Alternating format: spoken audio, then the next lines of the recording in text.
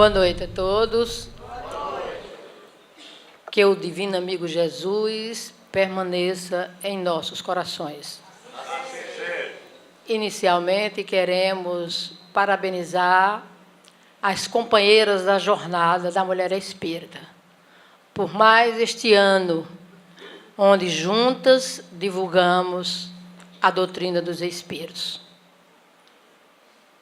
Vamos iniciar o nosso tema recordando que o codificador da doutrina espírita, Allan Kardec, na questão 625, interrogando os imortais, indagou: qual o tipo mais perfeito que Deus ofereceu ao homem para lhe servir de guia e modelo? E a resposta dos benfeitores, dos imortais, incontestável, a menor do Livro dos Espíritos: Jesus. Jesus é, portanto, esse tipo que todos nós devemos anelar. Porque ele não somente ensinava, como, sobretudo, vivenciava o que ensinava. Ele curou um paralítico de Betesda, que há 38 anos vivia de cama.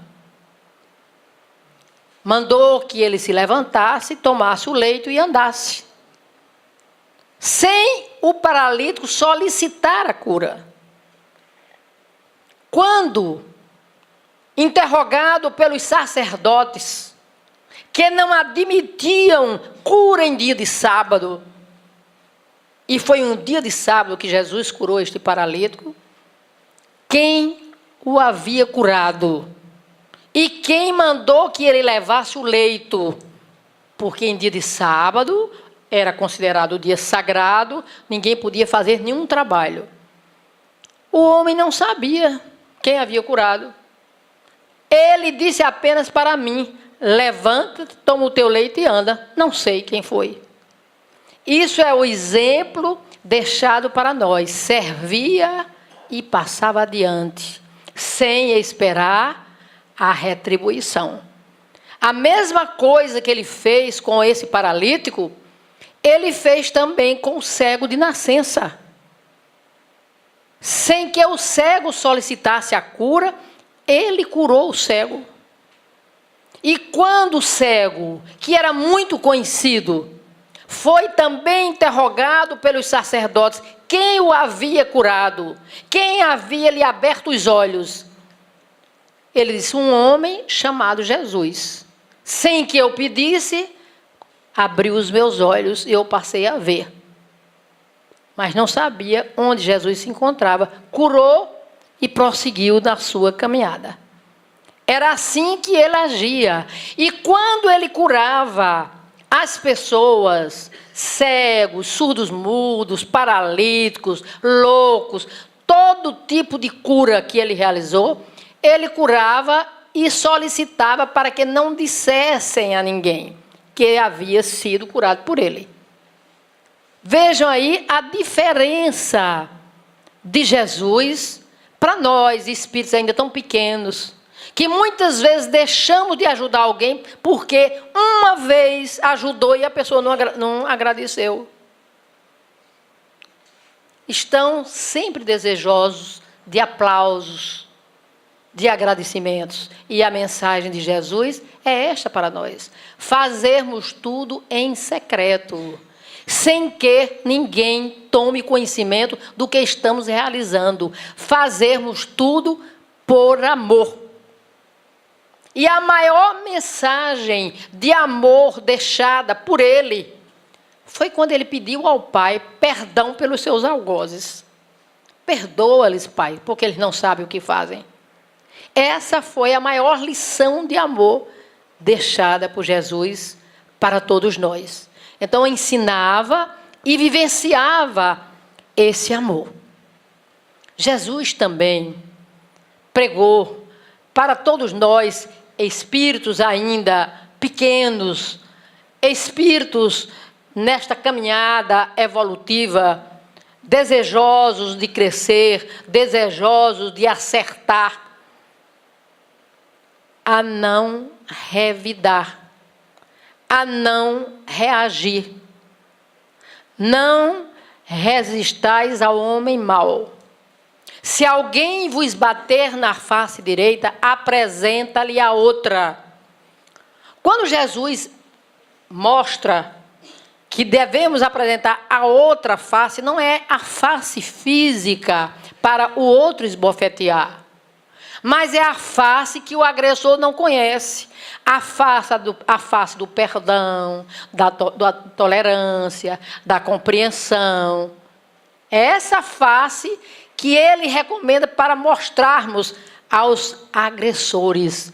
Porque se tomarmos essa lição transmitida por Jesus ao pé da letra, isso seria aceitar Jesus recomendando um ato de violência, de agressividade. Além de apanhar, ainda dá o outro lado da face para apanhar novamente. Allan Kardec, com muita lucidez, diz que se não resistíssemos ao homem mau, o mal proliferaria. O homem passivo é diferente do pacífico. O homem pacífico é aquele que não revida, é aquele que não reage, é aquele que não se sente agredido. O passivo é o tolo, é o que apanha e se deixa apanhar. É, como nós costumamos dizer, é o mole, é o bobo. Mas não o pacífico. Jesus não era passivo, Jesus era pacífico. E deixou para nós o exemplo de pacificação. Quando foi agredido, bateram em seu rosto, ele olha para o agressor e diz: por que me bates? Se falei mal, dê-me prova desse mal. Mas se falei bem, por que me agredes? Esta é a postura de um espírito superior. Ele não reagiu à agressão, mas agiu. E agiu com palavras, que quando bem dita, valem mais do que qualquer bofetada. Foi isso que ele nos ensinou. Mas quando nós agimos assim como Jesus nos ensinou, as pessoas criticam, dizem é um frouxo, é um besta, está fora da realidade da vida, porque estamos habituados, aprendemos isso da época mosaica, a lei de Talião, olho por olho, dente por dente, o reagir. Então, achamos que é fraqueza não reagir. E, na verdade, nós temos que seguir a Jesus. Nós somos cristãos e não judeus. Os judeus é que seguem a Moisés. Nós seguimos a Jesus. E foi a lição que ele deixou para nós. Da não reação. De não reagir. Se alguém nos faz o mal, não retribuir com o mal. Então foram muitas as lições transmitidas por Jesus que ele ensinava e vivenciava. Tudo o que ele ensinava, ele vivia. Porque falar, minha gente, é fácil. Difícil é viver. E ele fez questão de viver aquilo que ele ensinava. Então, ele pregou a não violência, a não resistência. Ele coloca nas bem-aventuranças, logo o seu primeiro sermão, 3 bem-aventuranças em favor da não violência. Bem-aventurados mansos, porque herdarão a terra. Jesus era portador de todas as qualidades superiores da alma, mas ele fez questão de priorizar a mansidão, quando ele diz: aprendei comigo que sou manso e humilde de coração. Bem-aventurados mansos, porque herdarão a terra. Esse herdar a terra significa que a terra, planeta inferior de expiação e provas, passará a ser um novo mundo, um mundo regenerado. E somente habitarão no mundo regenerado aqueles que conquistarem a mansidão. Bem-aventurados os mansos, porque herdarão a terra. Bem-aventurados os pacificadores, porque serão chamados filhos de Deus. Será que nós já somos pacificadores? Ou ainda continuamos seguindo as orientações de Moisés, revidando, reagindo a tudo que nos fazem? O pacífico é aquele que conquistou a paz interna. Mesmo no meio de todo tipo de violência, a paz continua nele. Ele não perde a sua paz, porque é uma conquista do Espírito. Se tornou nele uma qualidade natural. É uma qualidade natural do ser que conquistou a pacificação. E quando ele diz, bem-aventurados os pacificadores, porque serão chamados filhos de Deus, ele nos mostra que nós não somos ainda filhos de Deus como ele é. Por quê? Ele é um ser pacífico. Nós ainda não somos. A expressão filho de é um hebraísmo que exprime a qualidade do substantivo que se lhe segue. Por exemplo, filho da luz, iluminado. Filho da paz, pacífico. Filho do mundo, mundano. Filho de Deus, divino. Só seremos filhos de Deus, no sentido absoluto, como Jesus é, quando conquistarmos a pacificação. Enquanto somos filhos no sentido de criados. Todos somos filhos de Deus, porque por Ele fomos criados.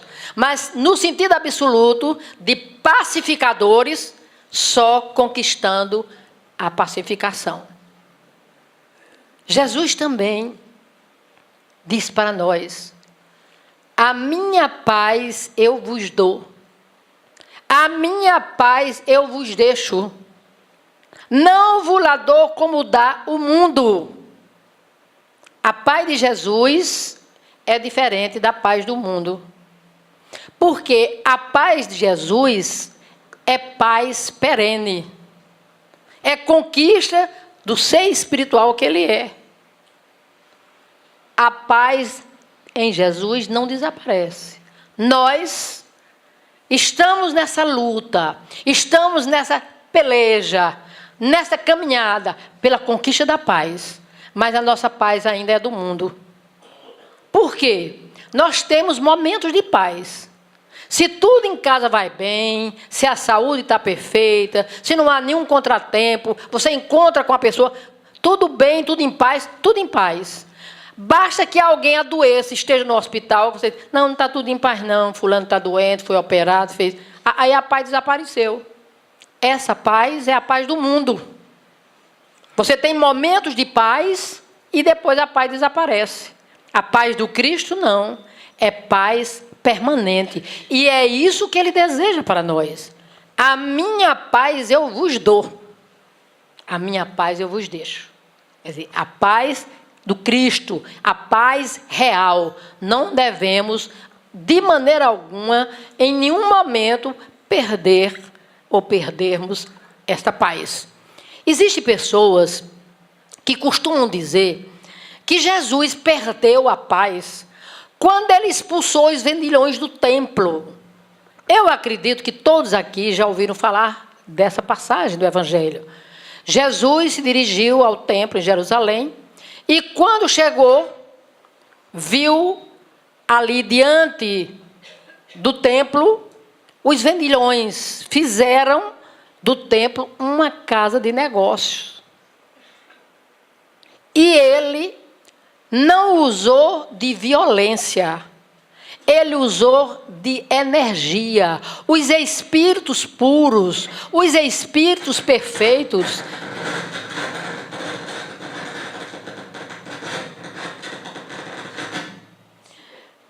eles não se calam diante das loucuras realizadas pelos aqueles que se dizem religiosos. O que foi que Jesus fez? São os 4 narradores, Mateus, Marcos, Lucas e João, todos eles narraram este episódio. Nenhum deles diz que Jesus espancou os vendilhões do templo. Nenhum deles fala que Jesus agrediu aos vendilhões do templo. Não. Jesus fez um azarrogue de cordas para expulsar os animais que não entendiam a sua fala. E usou as cordas vocais para expulsar os homens. E aqueles que sabiam que estavam fazendo coisas erradas, fazendo da casa do pai uma casa de negócio, eles mesmos que saíram correndo, derrubaram as mesas, e não Jesus. Se Jesus ficasse calado diante de um ato desse, estava sendo conivente com o erro, e jamais ele ficaria calado. Então ele usou as cordas vocais para mostrar que o que eles estavam fazendo era algo errado, usando da simonia, que é a venda das coisas sagradas. E era assim que eles faziam, e até hoje fazem. Existe lá o culto de oferenda a Deus para resgate dos pecados, e os animais ainda são comprados. Mas Jesus expulsou com a sua voz vibrante, com a sua energia moral, com a sua coragem, expulsou a todos, porque ele tinha autoridade para isso. E todos fugiram, temerosos, porque ele diz: não façais da casa do meu pai uma casa de negócio. E esta mensagem de Jesus, há mais de 2000 anos, é para a época atual. Porque tem muita gente que faz da casa de oração uma casa de negócio. Nós sabemos de pessoas que compram até terreno no céu. Então isso é a simonia, a venda das coisas sagradas. E Jesus não aprovou. Jesus não aceitou. Também deixou para nós a lição de humildade.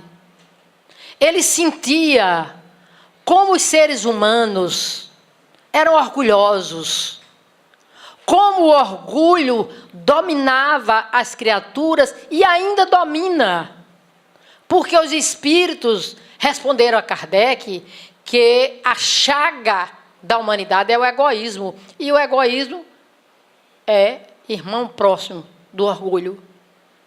Jesus sentia o orgulho e fez questão de mostrar para nós a importância dessa conquista, a humildade. A primeira bem-aventurança: bem-aventurados os humildes de espírito, porque deles é o reino dos céus. Humildes de espírito não são os desprovidos de bens materiais, como muitos entendem. Humildes de espírito são aqueles que já conquistaram humildade em espírito. Por isso ele dizia: aprendei comigo que sou manso e humilde de coração. Coração não significa o órgão, não. É o que está dentro, na intimidade, no ser espiritual. Bem-aventurados os humildes de espírito, porque deles é o reino dos céus. E Jesus deu exemplo de humildade. Ele não somente pregou, mas ele nasceu em berço de palha, quando poderia ter nascido em berço de ouro. Ele escolheu como pais um homem simples, um pobre carpinteiro, e a mãe uma simples dona de casa. Ele procurou nascer numa cidade obscura, Belém de Judá. Poderia ter escolhido para nascer em Roma ou em Jerusalém. E tudo isso ele fez para nos deixar a lição de humildade. Deixou-se ser batizado pelo seu precursor João Batista. E João Batista, reconhecendo a sua grandeza, o seu valor, diz para ele: eu é que devo ser batizado por ti, tu vens a mim? Mas ele fez isso por humildade, para valorizar o ritual instituído por João Batista porque aquele ritual tinha uma finalidade, a transformação moral das criaturas, porque aqueles que eram batizados só eram batizados os que se arrependessem e publicamente confessassem as suas faltas. Era aí que João batizava. Então Jesus autorizou o batismo, deixando ser batizado por João Batista. E isso representa um ato de humildade. Ele disse para os seus apóstolos: podereis fazer o que eu faço e muito mais ainda. Somente um ser espiritual, da grandeza de Jesus, da evolução crística deste Espírito, tem condições de falar isso diante de pessoas atrasadas, imperfeitas ainda, apesar de serem eles, na época, os mais evoluídos, escolhidos por ele para o seu colegiado, eram pessoas ainda imperfeitas. Infelizmente, a imperfeição ainda domina os seres humanos. Mas Jesus diz isso: podereis fazer o que eu faço e muito mais ainda. E quando ele cura a filha da mulher fenícia, quando ele cura o servo do centurião, quando ele cura o cego Bartimeu, ele humildemente atribui a cura a eles. Ele não diz que foi ele que curou, a tua fé te curou. Atribui a cura à fé deles. Isso é um ato de humildade.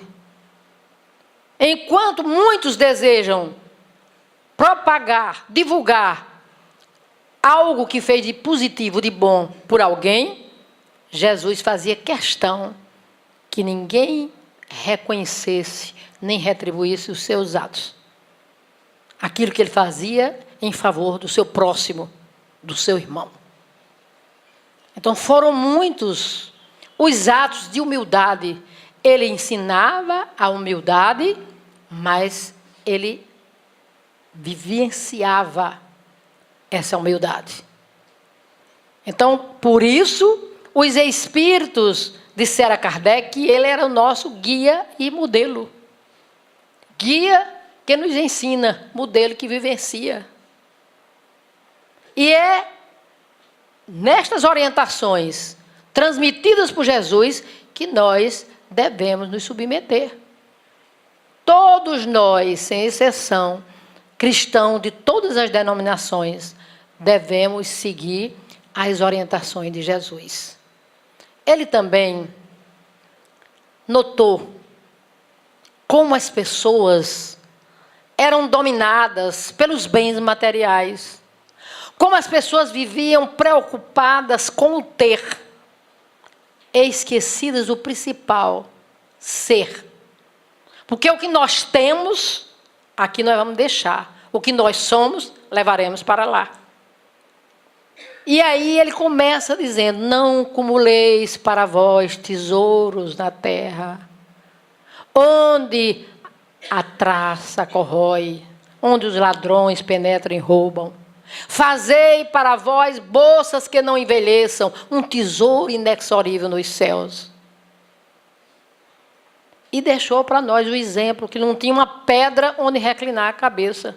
Não se preocupou em acumular os bens materiais. Ao moço rico, aquele que vai ao seu encontro, desejoso de iluminação. E Jesus constatou que ele realmente guia os mandamentos, porque quando ele diz o que fazer para conquistar a vida imanente, que os tradutores todos colocam como vida eterna, e Carlos Torres Pastorinho diz que não é vida eterna, porque vida eterna todos nós teremos, porque somos imortais. Os bons, os maus, os justos, os injustos, os santos, os equivocados, todos temos vida eterna, porque não morreremos jamais. Mas vida imanente representa a iluminação espiritual do ser. Era o que o moço rico desejava. E Jesus manda que ele cumpra com os mandamentos. Ele diz, isso eu já faço desde a minha infância.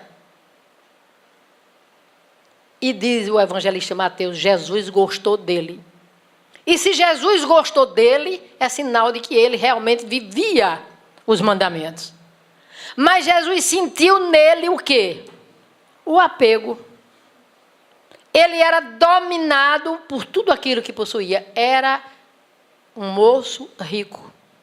Jesus disse para ele, vai, vende tudo que tem, dá aos pobres, depois volta e segue-me. E o moço rico foi e não voltou mais. Por quê? Era dominado pelos bens materiais. E como esse moço rico, somos muitos. Que somos dominados por aquilo que aqui nós vamos deixar. Daqui não levaremos nada. Nem o corpo que a terra vai destruir.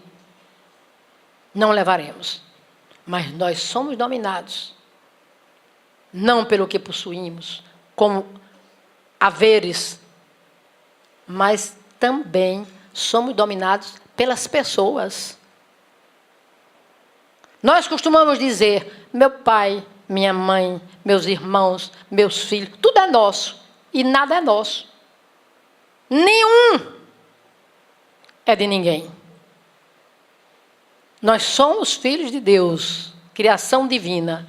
Ninguém pertence a ninguém, mas costumamos dizer que é nosso, porque não aprendemos ainda a lição do desapego deixada por Jesus. E foram muitas as lições que ele deixou. O que adianta o homem ganhar o mundo inteiro e perder a sua alma? O que adianta o homem aqui, ser humano, ganhar o mundo inteiro e perder a sua alma? Nós estamos na terra, nós somos espíritos. Espíritos mergulhados no corpo de carne. O corpo desaparece, o corpo perece, mas o espírito não. Precisamos amealhar as riquezas que levaremos para lá. E não aquilo que aqui vai ficar. Mas todos nós lutamos pelos bens materiais. E o primeiro mandamento de Jesus é para procurarmos em primeiro lugar o reino dos céus e tudo mais virá por acréscimo. Procura primeiro o reino de Deus ou o reino dos céus e tudo mais virá por acréscimo.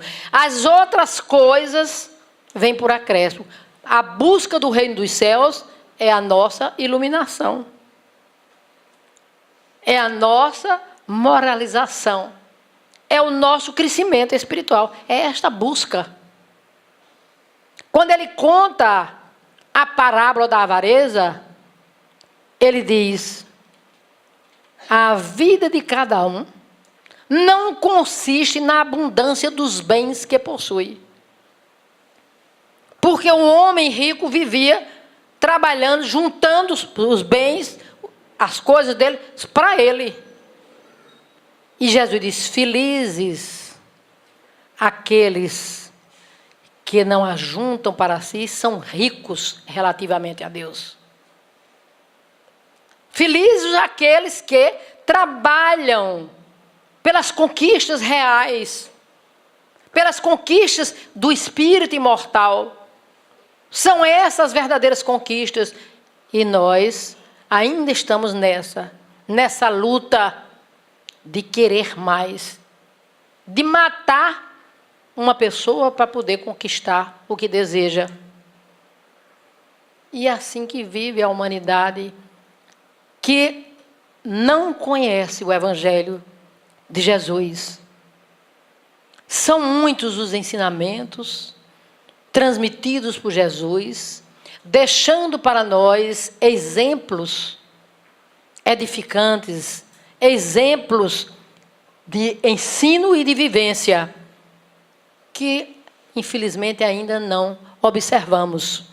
Mas Carlos Torres Pastorino, ele faz uma comparação bem interessante com a crucificação de Jesus. Jesus foi flagelado, foi crucificado, sepultado. Ele diz que todos nós que estamos aqui no corpo de carne, estamos sendo crucificados. O nosso corpo é a nossa cruz de carne.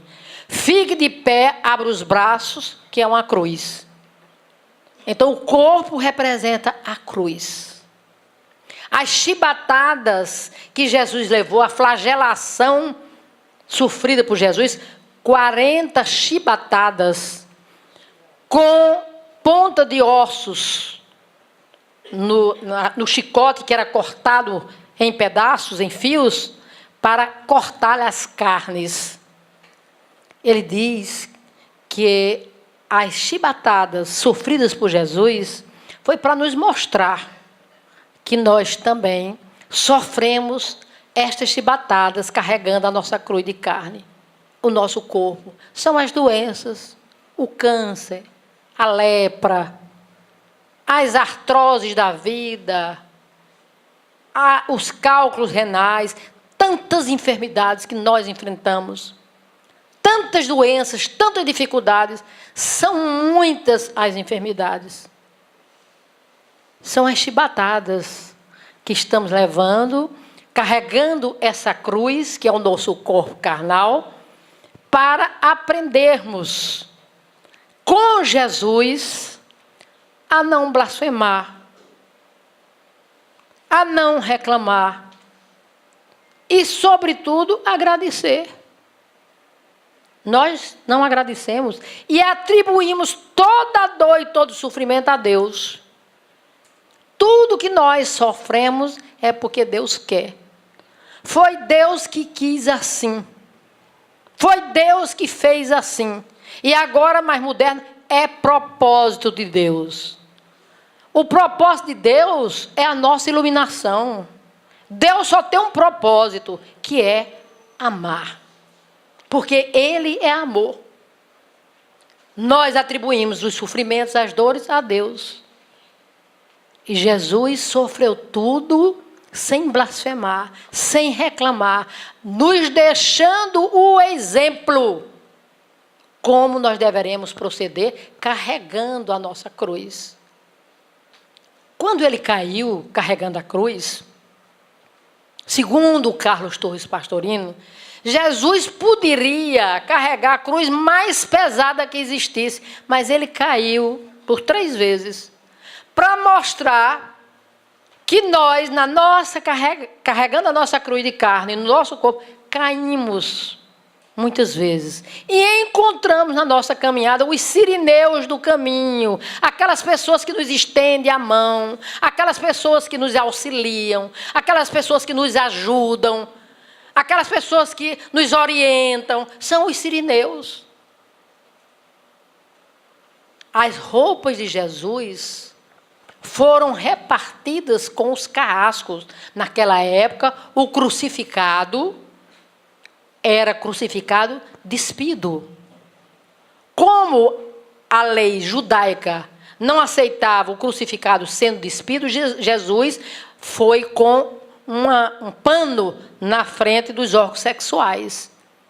Mas as leis romanas, os crucificados eram despidos. Então, para mostrar para nós que daqui da terra nós não levamos nada. De Jesus, eles ficaram com a capa, com a túnica, com o cinto, com a camisa e com as sandálias. E a túnica, que era inconsútil, eles sortearam entre si para não rasgar, que não tinha costura. Deixando para nós essa mensagem, que nós não levamos nada o que é da terra. O que é da terra, na terra ficará. Jesus foi crucificado no meio de 2 ladrões.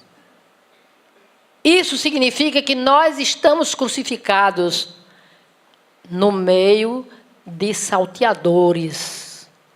No meio daqueles que enganam, que roubam. Não roubam somente coisas físicas, mas roubam a nossa boa fé.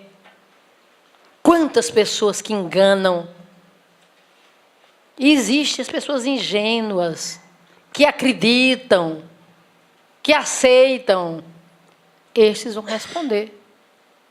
Então, toda a trajetória de Jesus, do Gólgota ao Calvário, foi de exemplos para nós.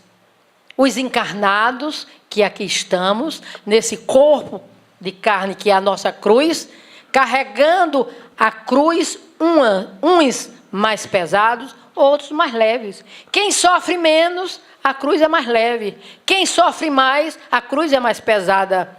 Um dia eu vinha com a companheira da federação, e ela comentando alguma coisa da vida dela e tudo, e pelo que ela me contava, eu vi que ela tinha um mar de rosa, a vida dela não tinha problema. Aí eu olhei para ela e disse: a sua cruz é de isopor, minha filha. Não lamente, porque a sua cruz é de isopor. Leve demais. Existem pessoas que sofrem demasiadamente. Cruz pesada. Quanto mais sofrimento, maior é o peso da cruz. Mas o sofrimento da cruz representa a nossa libertação. Sofremos porque merecemos.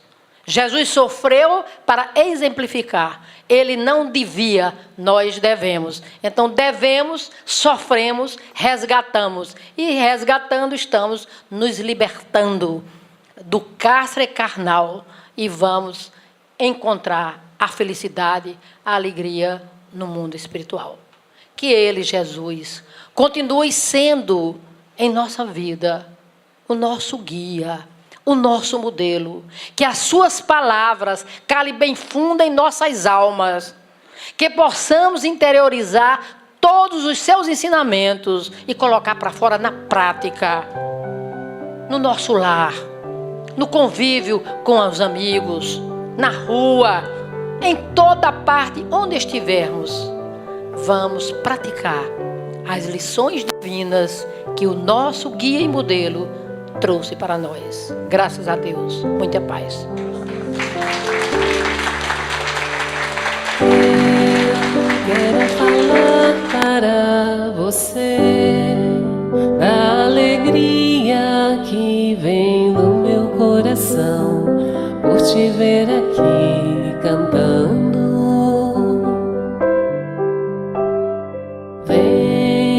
Veja através dos olhos meus a alegria e a gratidão por Deus, por te ver assim contente. Amigos para sempre é o que nós iremos ser, na primavera ou em qualquer das estações, nas horas tristes, nos momentos de prazer. Amigos para sempre.